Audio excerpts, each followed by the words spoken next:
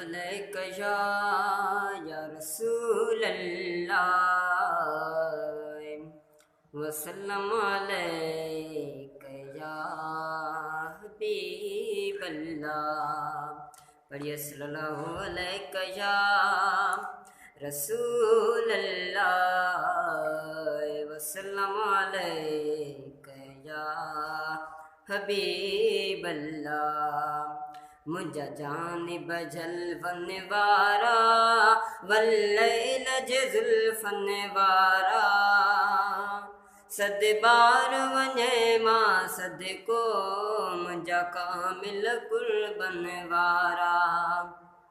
मुझा जानिब जलवन वारा वल्लैल जुल्फन वारा सद बार वञे मां सदको मुझा कामिल कुर्बन वारा। अगवान समूरन नबियन जा सरवाण दुनिया जे वलियन जा सरवाण दुनिया जे वलियन जा।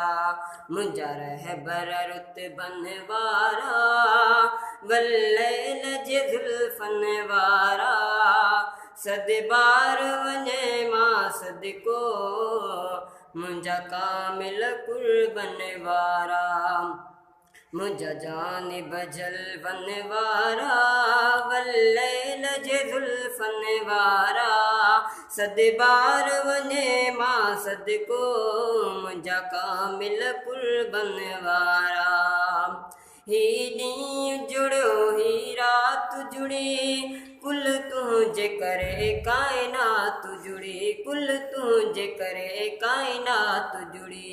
लौला कजलक बन वारा वल्लैल जुल्फन वारा सद बार वञे मां सदको मुझा कामिल कुर्बन वारा सद बार वञे मां सदको मुझा कामिल कुर्बन वारा। तू अर्श अज़ीम घुमी आए रूबरू पाण ॾिसी आए तू अर्श अज़ीम घुमी आए रब रूबरू पाण घुमी आए।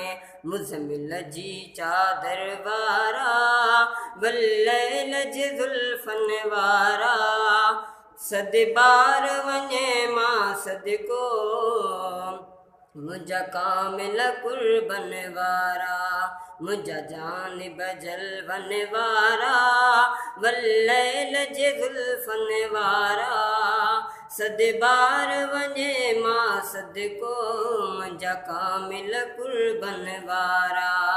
चए अज़मी निर्मल नाम वठी ही तुंहिंजो वसीलो तमामु वठी ही तुंहिंजो वसीलो तमामु वठी।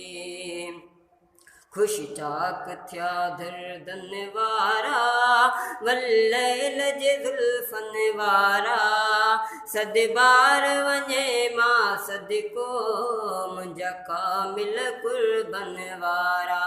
मुझा जानिब जलवन वारा वल्लैल जुल्फन वारा सद बार वञे मां सदको मुझा कामिल कुर्बन वारा।